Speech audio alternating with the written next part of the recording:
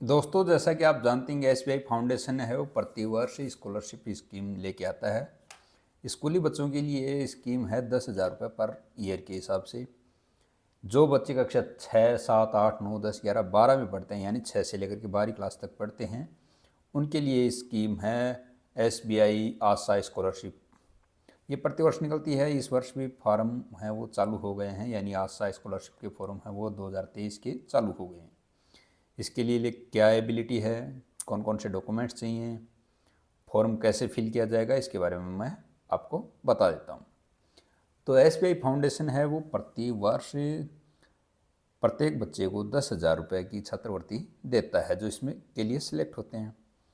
ये छात्रवृत्ति सभी प्रकार के बच्चों को मिलती है, चाहे वो किसी भी कैटेगरी से हो, चाहे वो एससी से हो, एसटी से हो, ओबीसी से हो, जनरल से हो या ईडब्ल्यूएस किसी भी कैटेगरी से हो, उन सबको ये छात्रवृत्ति मिलती है, चाहे वो बॉयज़ हो या फिर गर्ल्स हो। यानी इसमें जेंडर के आधार पे कोई किसी प्रकार का डिस्क्रिमिनेशन नहीं है, सभी बच्चों को मिल सकती है।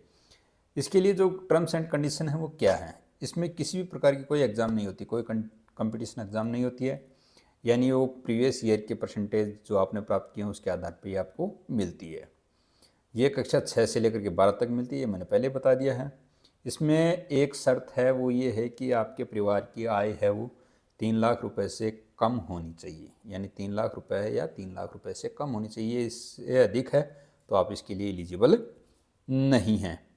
दूसरी बात, इसमें आपके जो प्रीवियस ईयर हैं उसमें कम से कम 75% मार्क्स आपने ऑब्टेन किए हैं। यानी 75% या उससे अधिक अंक प्राप्त करने वाले छात्रों को या छात्र छात्राओं को दोनों को मिलती है। कम से कम 75% मार्क्स होने चाहिए। इसके लिए डॉक्यूमेंट्स क्या हैं, आपकी एक तो रंगीन फ़ोटो जो रिसेंट में खींची गई हो, एक आपका account number, bank account number आपका भी हो सकता है, आपके पेरेंट्स का भी हो सकता है।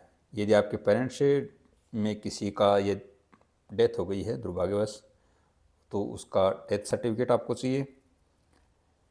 आधार कार्ड, और आधार कार्ड वो चाहिए जिसमें आपके मोबाइल नंबर जुड़े हों। यदि आपके मोबाइल नंबर बिना जुड़ा आधार कार्ड है तो वो काम नहीं आएगा, क्योंकि उससे आगे आपका फॉर्म अप्लाई नहीं होगा। तो आप अपने आधार कार्ड में अपना मोबाइल नंबर ज़रूर लिंक करवाएं। एक प्रीवियस ईयर की मार्कशीट आपको मिलेगी, और जिस स्कूल में पढ़ रहे हैं उसका स्टडी सर्टिफिकेट यानी अध्ययनरत प्रमाण पत्र भी आपके पास होना चाहिए। साथ ही आपके कास्ट का सर्टिफिकेट, और वो मैंने बता ही दिया है कि आपके माता पिता में से किसी की डेथ हो गई है तो उसका डेथ सर्टिफिकेट चाहिए आपको। और जो सबसे महत्वपूर्ण डॉक्यूमेंट है वो है इनकम सर्टिफिकेट। और इनकम सर्टिफिकेट वो सर्टिफिकेट होना चाहिए जो एसडीएम या तहसीलदार से वेरीफाई हुआ हो। यानी कि आप कहीं से नोटरी करवा के ले आए या किसी गजेटेड ऑफिसर से बनवा लिया, वो इनकम सर्टिफिकेट आपका नहीं चलेगा। एसडीएम या तहसीलदार से वेरीफाई होना चाहिए कम से कम। इससे ऊपर के अधिकारी से वेरीफाई है तो चलेगा, जैसे कलेक्टर है, एडीएम है, इनसे होता है तो चलेगा। एक जिस स्कूल में पढ़ रहे हैं उसकी जो भी फीस आपने पे की है तो फ़ी की स्लिप है वो ज़रूरी है, यानी फीस की रिसिप्ट है वो ज़रूरी है। ये डॉक्यूमेंट्स आपको चाहिए।